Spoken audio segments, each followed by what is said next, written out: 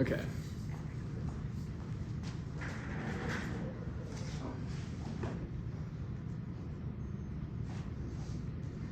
Okay.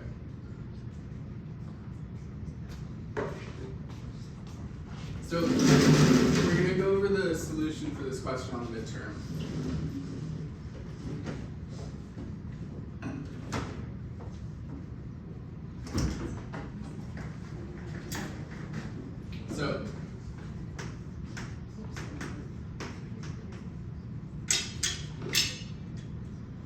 So it's a biconditional. So first let's prove this direction.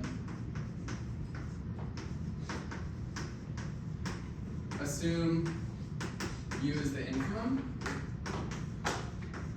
Okay, so it's an epsilon condition. So the first thing you're going to write, as always, you're going to start by writing let epsilon be greater than 0.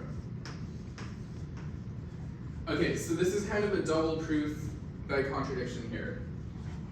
Although there might be other ways to do it. There was a solution posted on the Avenue too. Okay, so let epsilon be greater than 0. Assume for contradiction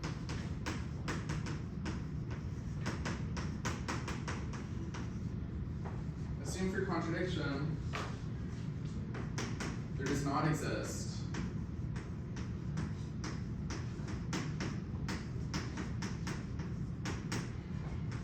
a T and S such that T is less than U plus epsilon. Okay, so the situation we're in here, if this is our number line, here we have U, here we have U plus epsilon, and inside of this interval, there's no points from S. No points in S. Okay, and U is a lower bound, so all the points in S are somewhere here.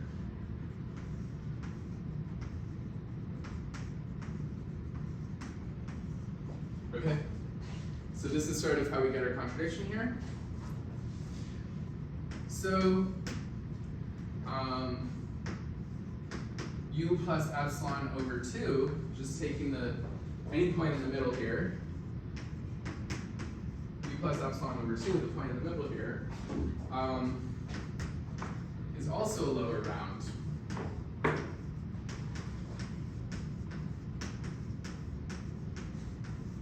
Of S. And then,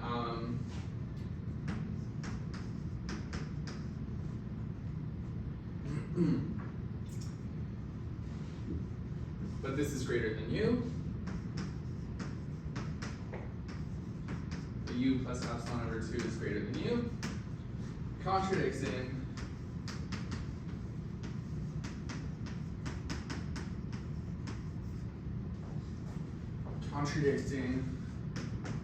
the fact that U is the greatest lower bound.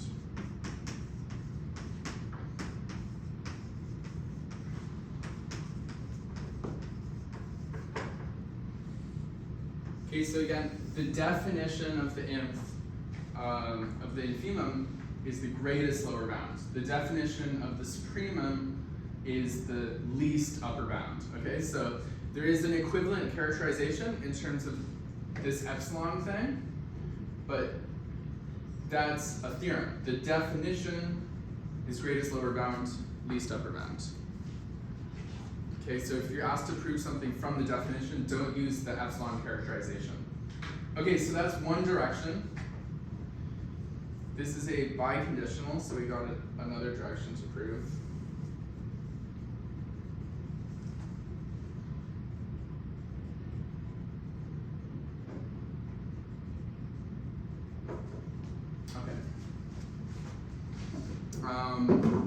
Okay, so for the other direction.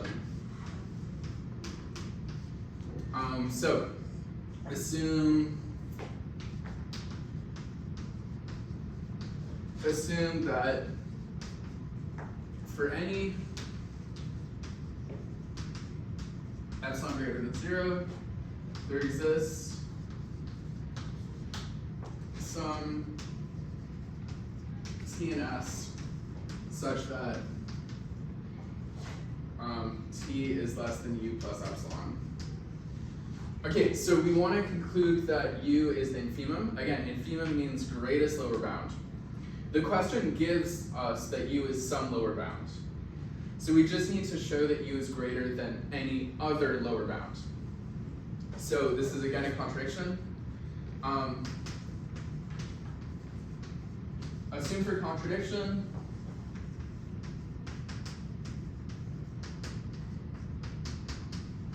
u prime in R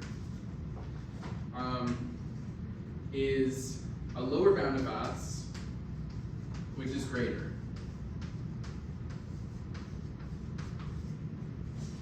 So, which is greater, meaning u prime is greater than u.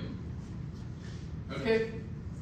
And so when you're doing one of these epsilon questions and you get something like this, a lot of the time the difference will be your epsilon. So we'll say, let epsilon equal u prime minus u. Okay, and this is greater than 0 just because u prime is greater than u. How am I going to do this? Did everyone write down everything on this board yet? I maybe didn't do this in the most efficient way. Is this board good, guys?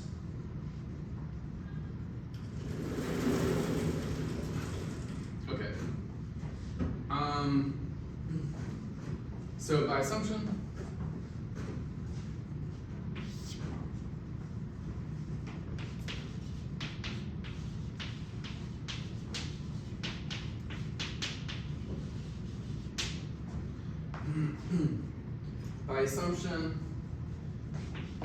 there exists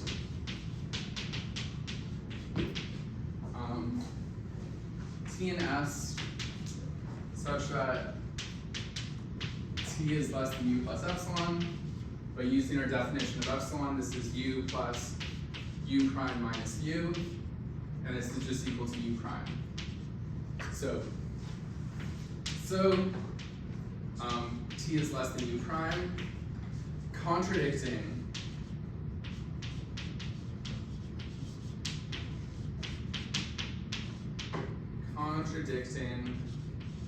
the fact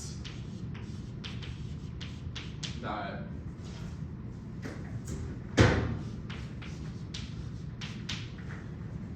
u prime is a lower bound. Okay. So that's how that one goes. So, any questions on that?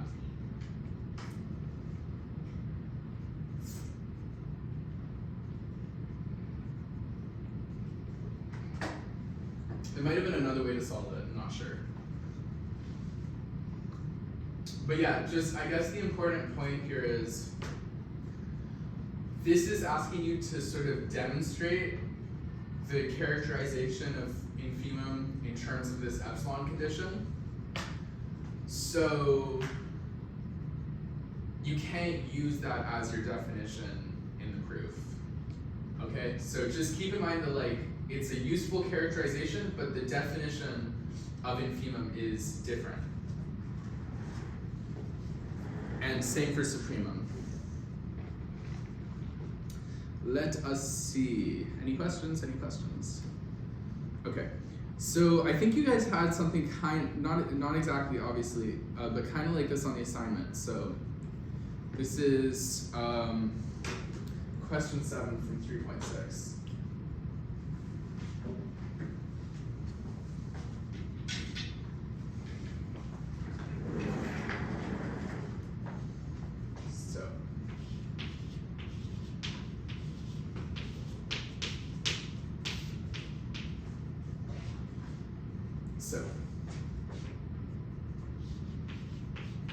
let xn, yn, I guess let's just focus on, those are part A and B, let's just focus on A. Let xn, yn be sequences of positive numbers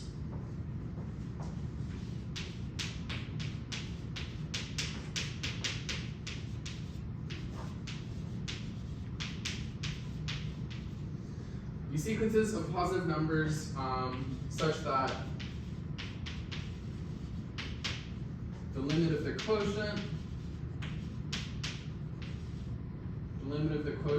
xn divided by yn equals 0.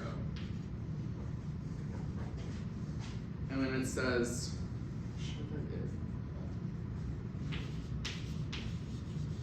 show that if the limit of xn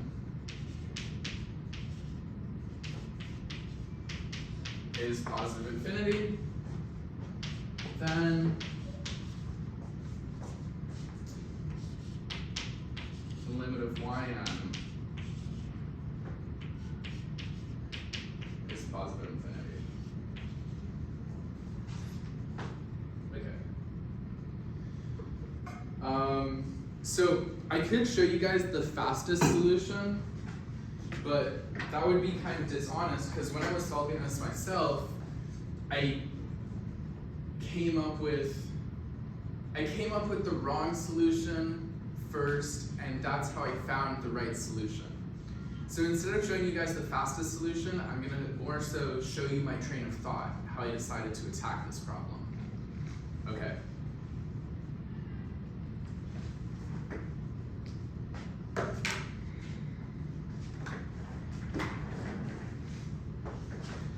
Okay, so solution.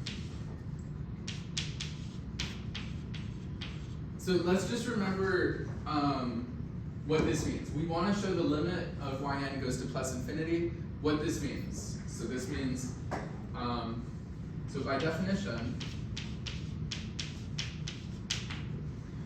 the limit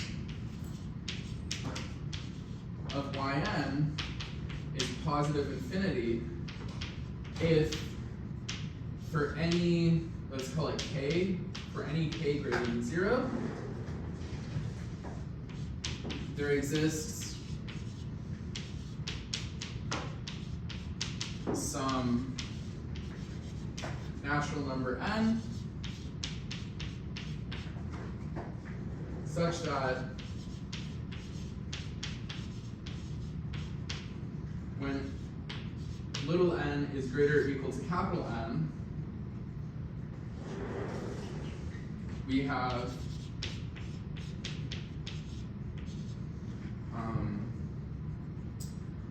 yn being greater or equal, let's just, yeah, sure, greater or equal to k. So that's the definition of diverging to positive infinity. Okay, so you can find this definition in section 3.6 of the textbook. Okay, so it's a for any k greater than 0 condition. I'm not sure if the textbook uses the variable k, but your choice of variable doesn't matter. So it's a for any k greater than 0 sort of condition. So just like with your epsilon conditions, you're going to start by saying let k be greater than 0.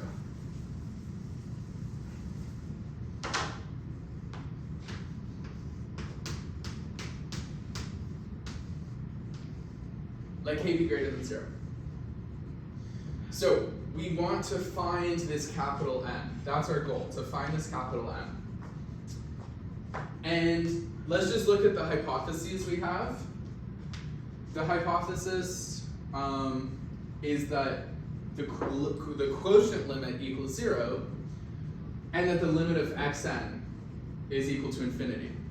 So in my mind, that's telling us we want to use the limit condition here to make this guy really small, and we want to use the limit condition here to make this guy really big.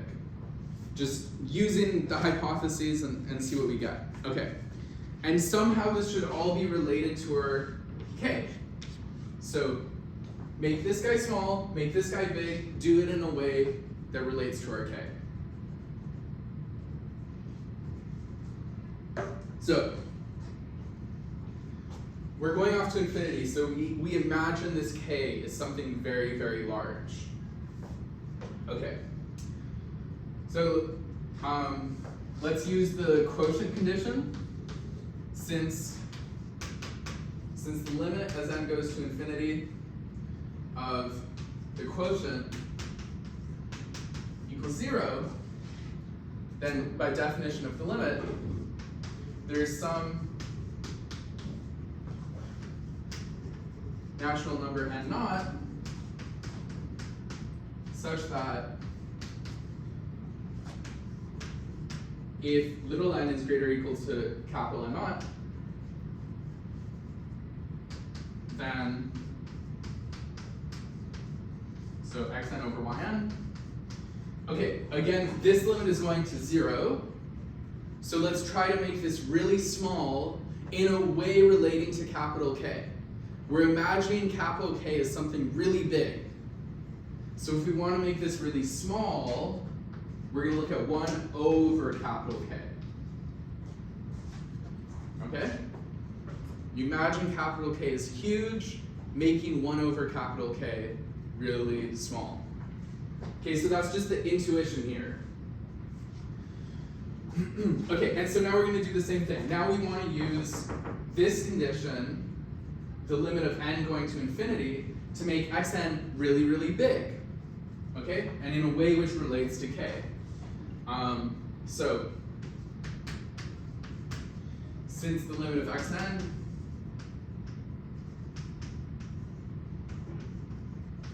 is positive infinity,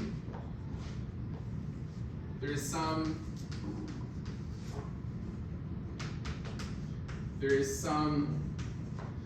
natural number n1 such that little n being greater or equal to n1 implies, okay, so we want to make xn really big, so implies xn is greater or equal to k.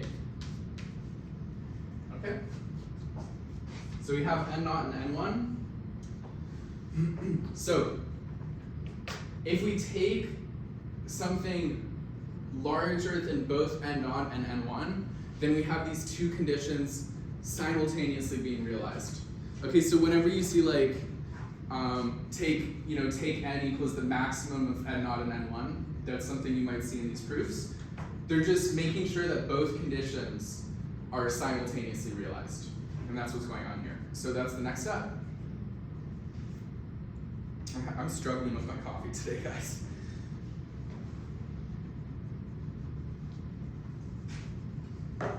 Okay.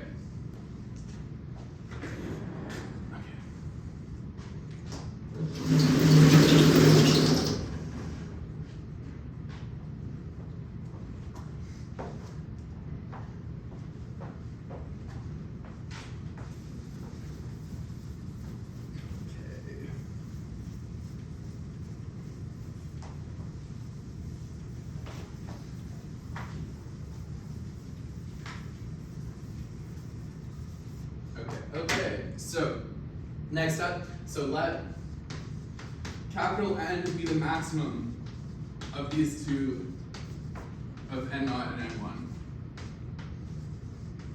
Then both conditions are realized. So then when little n is greater or equal to n, this implies both conditions. This implies, so the condition on the quotient, xn less than or over yn is less than 1 over k, and xn is greater or equal to k. Okay, good stuff. So, okay, what's the situation we're in?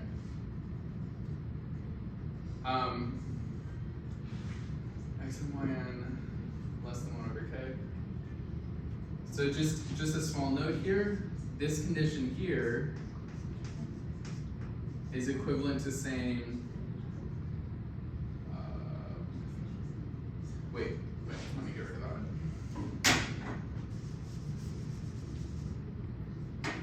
So what we're going to do, we're going to take this inequality, xn greater or equal to k, let's write it that way, k less than or equal to xn, and we're going to multiply both sides by 1 over yn. So divide by yn, divide by yn. Okay, and now we know that this is less than 1 over k. Okay, so we're combining the two inequalities into one. And now let's just look at the two extremities of this inequality. This tells us that k over yn is less than 1 over k. And then if you rearrange this, this tells us that yn is greater than k squared. Okay. So remember at the start I said this is not the fastest solution, this is the honest solution. And the reason I say that is because we wanted to get yn greater or equal to k. We ended up with k squared. So this isn't exactly what we wanted. We wanted k, we have k squared. And this is, when I was solving the problem, I got to this point, I was like, now I gotta restart. And so now we're gonna restart. But we're gonna restart with the wisdom that it's all gonna work out if we use the square root of k instead. Okay, so double time here, because we kind of just did this once. But we're gonna do everything again. This time, using the square root of k in place of k every time. So then we'll end up with what we want here. Okay.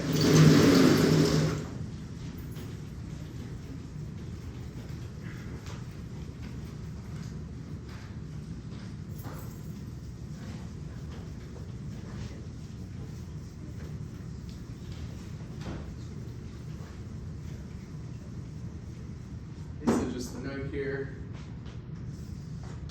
But we want yn greater than k. Okay, so we're gonna restart, but I'll do it fast. Restart. So the limit as n goes to infinity of the quotient equals 0.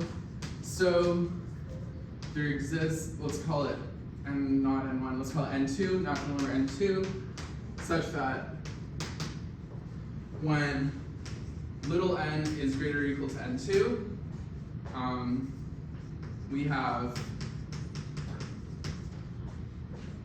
xn over yn being less than, now we're going to use 1 over the square root of k. Again, we use the other limit, so since the limit as n goes to infinity of xn is equal to positive infinity, there exists n3 such that when n is greater or equal to n3, we have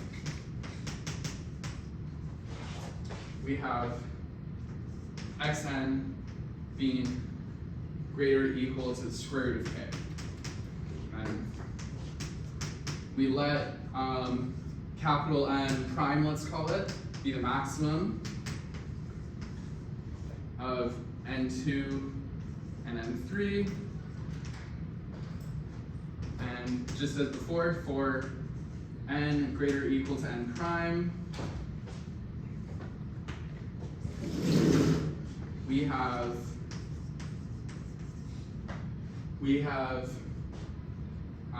this becomes now the square root of k divided by yn is less than or equal to xn xn over yn is less than or equal to 1 over the square root of k, which then implies yn is greater or equal to the square root of k squared, which is exactly k. Okay. So I could have, when I was solving this, I could have just used the square root of k from the start, but then you guys would ask, like, how did I know to use the square root of k? And the answer is I didn't know to use the square root of k. I got the wrong thing, and that told me how to get the right thing. Okay, so I think you guys have a similar question on homework. Due today, according to my sources. Any questions on that?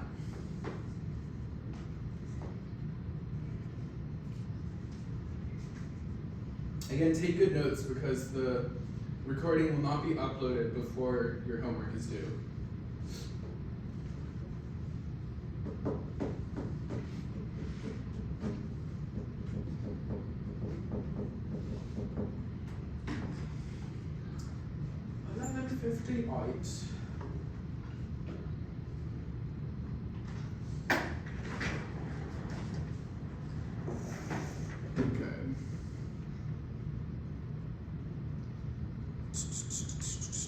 So I did another one like this. Let's leave that. That one's kind of interesting. Okay. I guess this one's kind of interesting.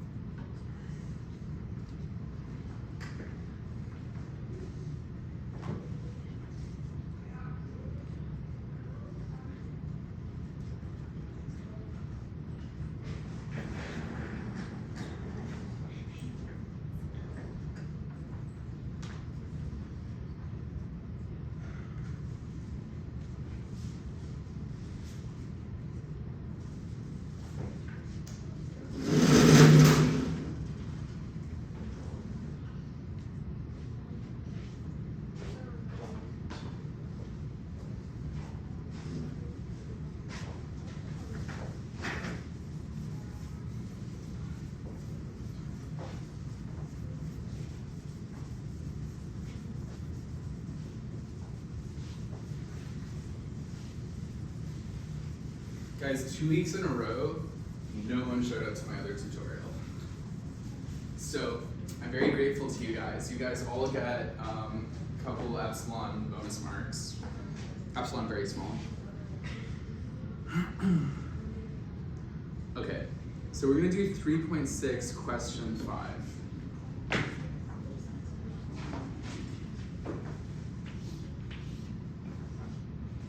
So,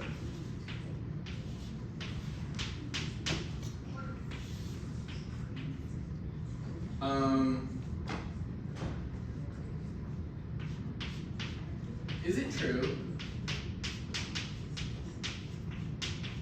that the sequence n times sine of n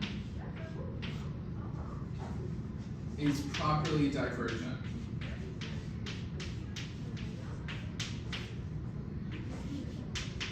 Okay.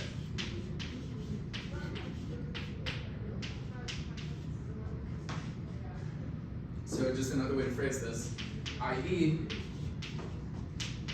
is it true? Is it true that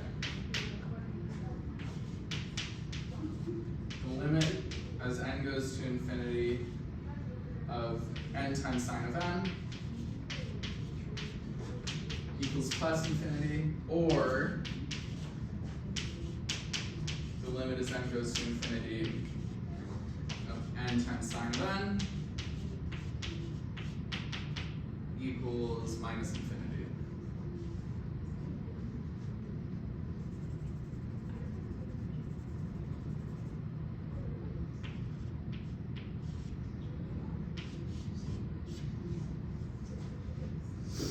Okay, so this is the one we're going to do.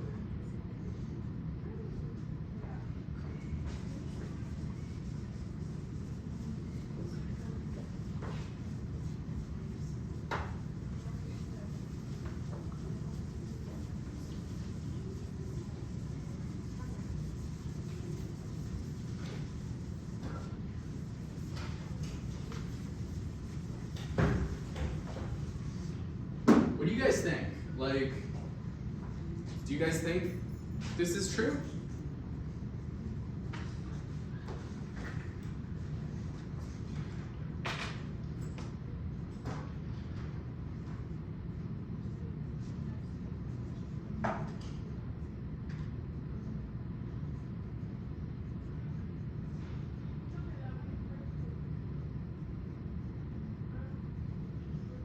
Well, let's just look at, this isn't my solution yet, this is just some general philosophizing. Let's think about the function f of x equals x times sine of x. Okay, so let's break this up a bit. First, we know that if we have the function y equals x, this just looks like this. Now if we have the function y equals sine of x, this is equal to this. Okay, and it's bounded above by y equals plus 1. It's bounded below by y equals minus 1. Okay, so our f of x, y equals x times sine of x, you multiply these two things, you're going to get something like this. I didn't give myself much room. Restart.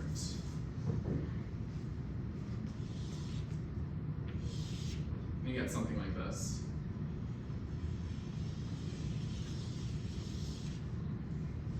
Okay, so here's kind of your y equals plus x line. You have this sort of y equals minus x line. Okay, so it kind of like gets bigger and bigger like that while oscillating up and down. Okay, so in view of these pictures, do we think this limit is going to equal plus infinity? Do we think it's going to equal minus infinity? So this is different than asking if it diverges. If it diverges, that just means the limit does not exist. To say it's properly divergent means it's going straight up to infinity, or it's going straight down to minus infinity. So do we think this limit is properly divergent?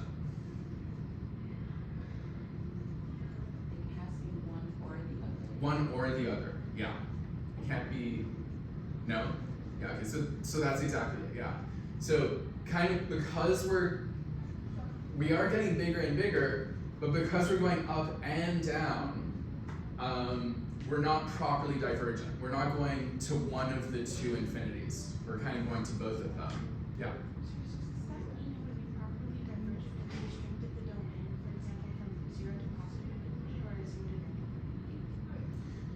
Well, okay, that's a good question. The thing is here, our domain that I drew, the domain I drew here is 0 to positive infinity. So I think you're asking like if we restricted the range, not the domain. Okay, so that's a good question. If we restricted the range 0 to plus infinity, then we would have just these humps here.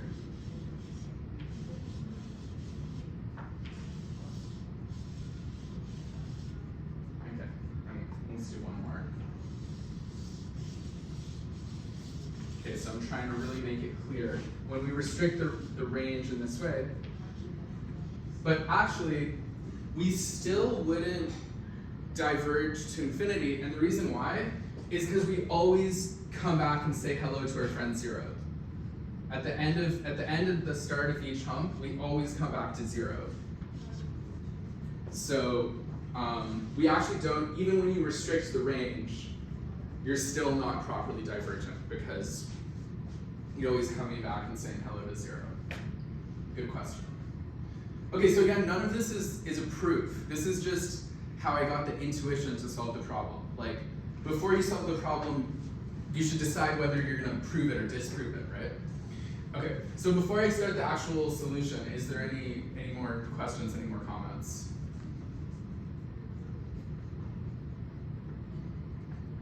Okay, so let's do the actual solution now.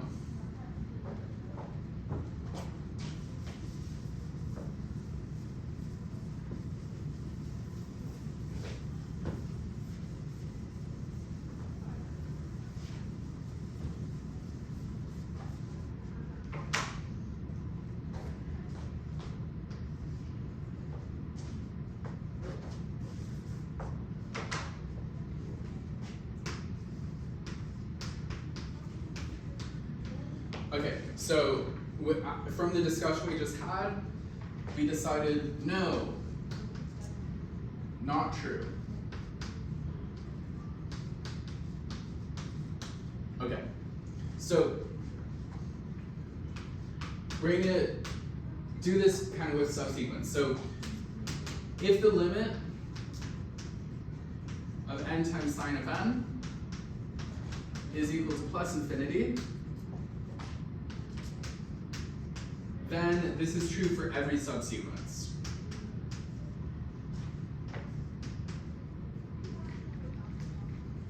Let's call it I sub n, sine of I sub n, for every subsequence.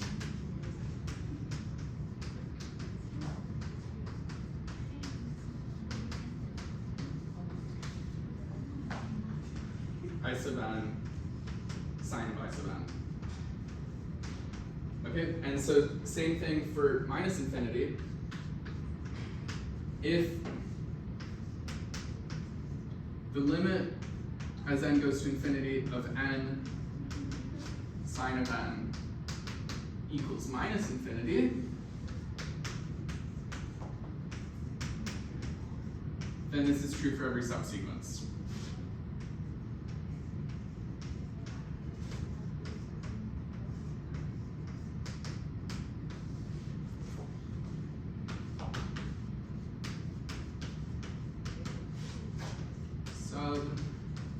Sequence j sub n sine of j sub n. Sorry for my small writing at the end there.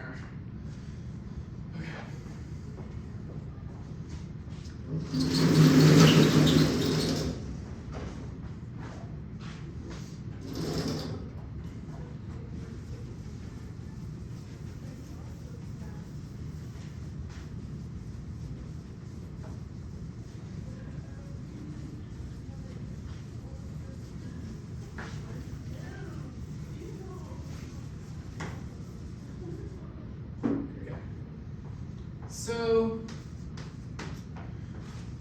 we find subsequences.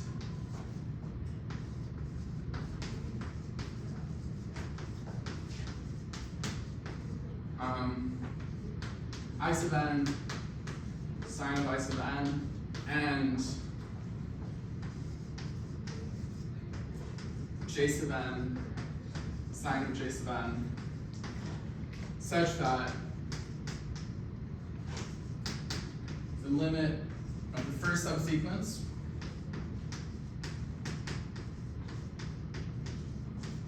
is not equal to positive infinity, and the limit of the second subsequence. The limit of the second subsequence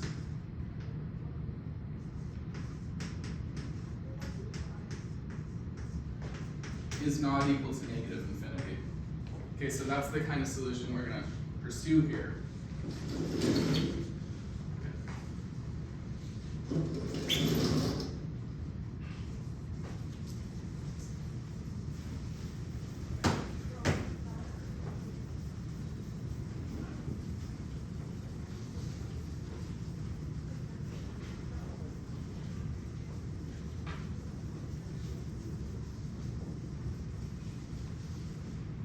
So let's construct these subsequences.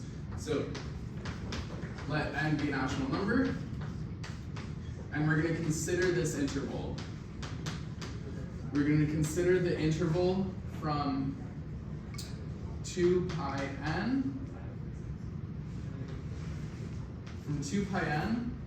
up to 2 pi times n plus 1.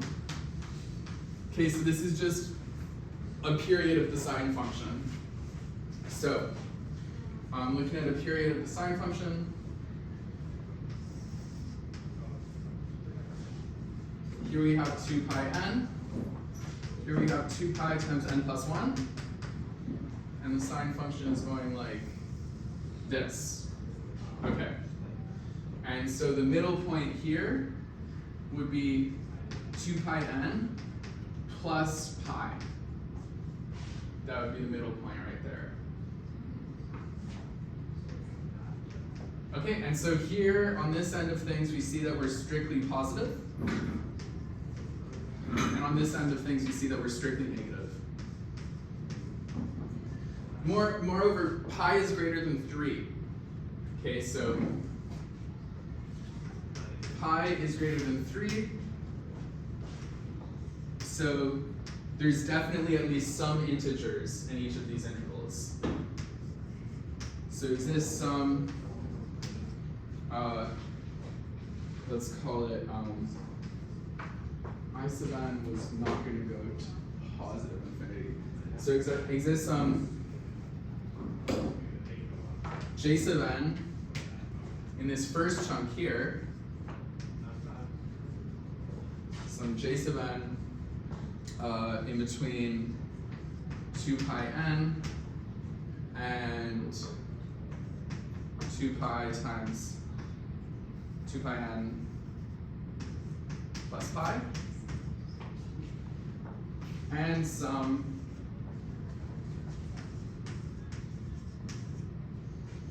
let's call it I sub n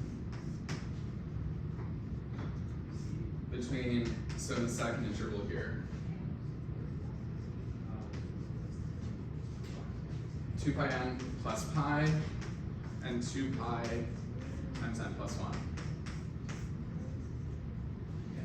Okay, so this is just because, you know, like every time you jump 1, there's going to be at least some integer there, right? The integers are spaced out by 1. So we're just saying there's some integer j sub n somewhere in here, and there's some integer I sub n somewhere in here. Okay, that's all we're doing here.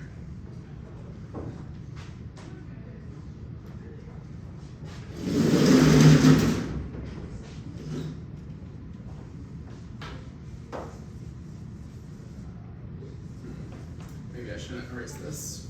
Too late.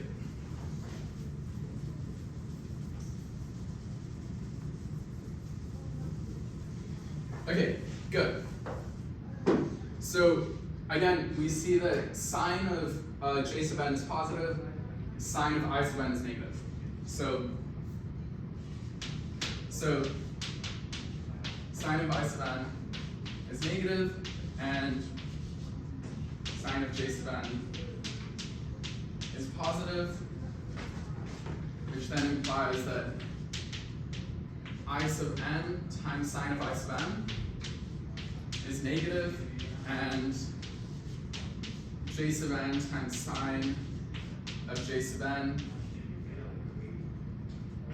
is positive. Okay? And so if every term is negative, you can't converge to infinity. So that implies that the limit of the first subsequence, I sub n, sine of I sub n, everything is negative, so it can't equal positive infinity. And for the second subsequence, everything is positive, so you can't equal negative infinity.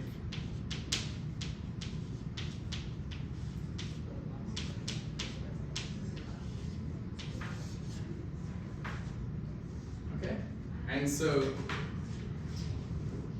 from our discussion, where did I write it? From what we wrote right here, this proves that we're not properly divergent.